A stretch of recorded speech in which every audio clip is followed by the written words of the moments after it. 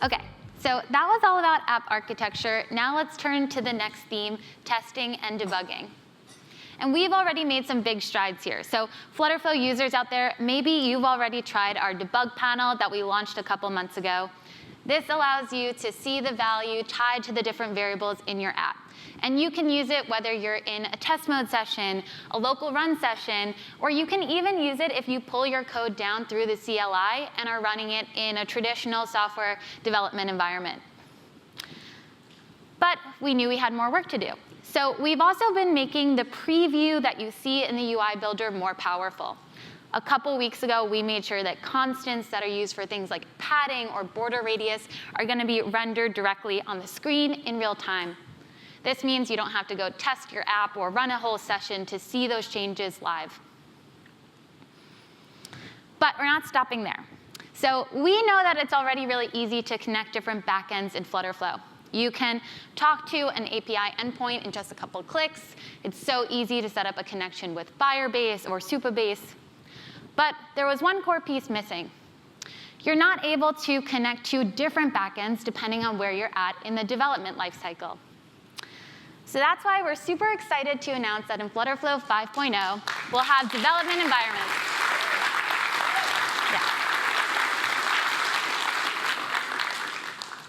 So development environments will allow you to point to different endpoints or databases depending on what environment you've selected, like a development environment, a staging environment, or a production environment.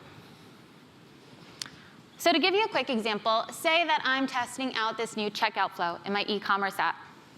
The only problem is I don't want to press checkout a whole bunch of times and accidentally send my team a bunch of dummy orders. I would rather point to a development endpoint.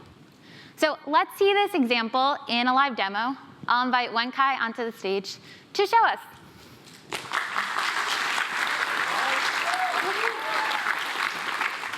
If we could have the demo up, thanks. Thanks, Leah. Now let's switch to the demo. So this is our sample e-commerce app we built for our documentation site. And here you can see we already have some pre-populated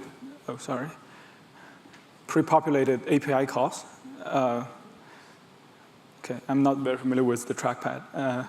Yeah, so this API call has a variable that's using a fixed API endpoint. And now let me switch to this new tab called Dev Environments and create a new environment. Let's call it Dev. And OK, let me switch to Dev. And let me also create a new variable called API URL. And now I can use this URL, but for a different endpoint. For example, for our dev endpoint.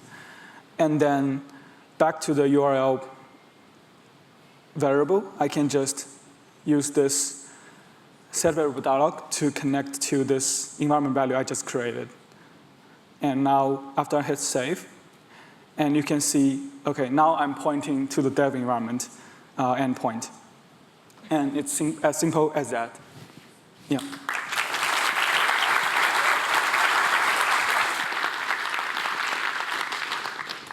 Awesome.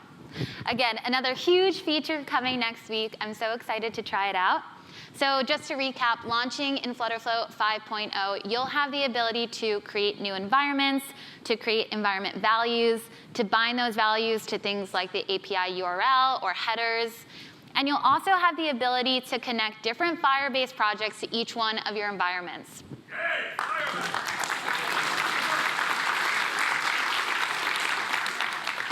But don't worry, we're not stopping there. Right after FlutterFlow 5.0, we're getting back to work, and we'll make sure you're able to configure a Supabase project for each environment. We're also going to allow you to change your app deployment settings for each environment and set different integration settings for each one of those environments. So.